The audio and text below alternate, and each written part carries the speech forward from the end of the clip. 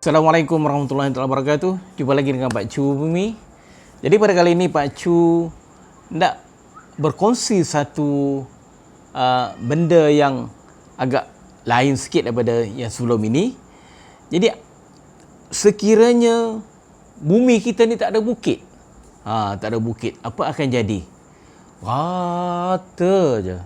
Tapi ada juga yang teori mengatakan bahawa bumi itu rata kan, benda flatten earth kan. Tapi ini bagi Pak Chu tak percayalah bumi itu rata. Kita tengok bahawa berbukit-bukau di sana sini kan. Jadi sebagaimana yang Pak Chu cerita sebelum ini, bahawa disebabkan oleh aktiviti tektonik, pelanggaran dan sebagainya, berlanggarnya dua pelit, maka akan berlakulah bukit-bukau. Jadi sebagai contoh, kita tengok Himalaya, kita tengok banjaran Alps dan sebagainya. Itu adalah merupakan fenomena yang berlaku ke atas dinamik atau bumi yang dinamik, di mana proses-proses tektonik itu menyebabkan terjadinya bukit-bukau. Jadi andai kata tak ada bukit-bukau, atau dengan kata lain, kita pun tak ada lah aktiviti tektonik ni, ataupun bumi kita ni tak dinamik, duduk senyap je bumi kita, tak ada lah orang kata, tak bergerak lah sebagainya.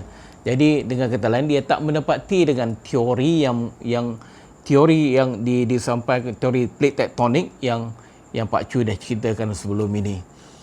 Jadi bukit yang wujud sebenarnya adalah berperanan yang amat besar kepada manusia, kepada kestabilan bumi itu sendiri, kepada kestabilan kita itu sendiri.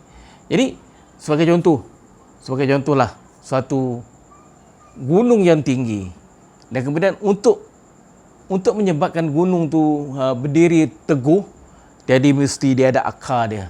Akar tu kita panggil dia sebagai pasak. Jadi pasak bumi itu.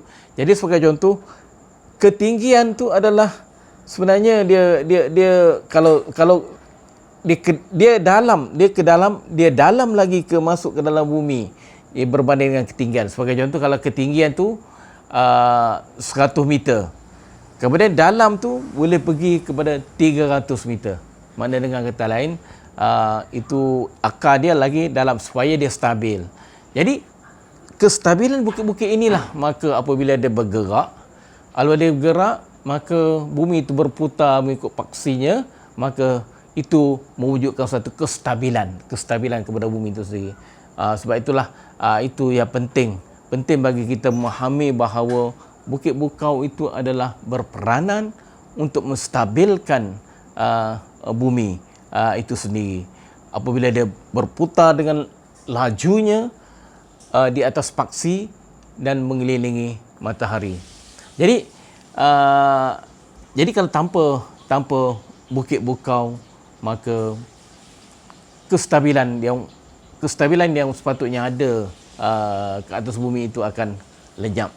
Jadi dengan kata lain, dia kalau dah tak stabil, tahu sendirilah, boleh pergilah ke mana-mana, tercabut ke ataupun terkeluar daripada orbit dan sebagainya, dah berlanggar dengan planet lain, dengan objek-objek lain, akan menjadi kemesan kepada bumi itu sendiri. Sebab itulah penting bukit-bukau itu adalah untuk sebagai pasak dan juga untuk menstabilkan bumi kita sendiri.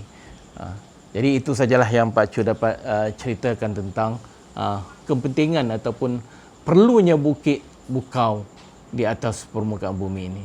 Jangan lupa like, subscribe dan share video ini untuk manfaat kita semua, demi memasyarakatkan geologi negara. Bye bye. Assalamualaikum.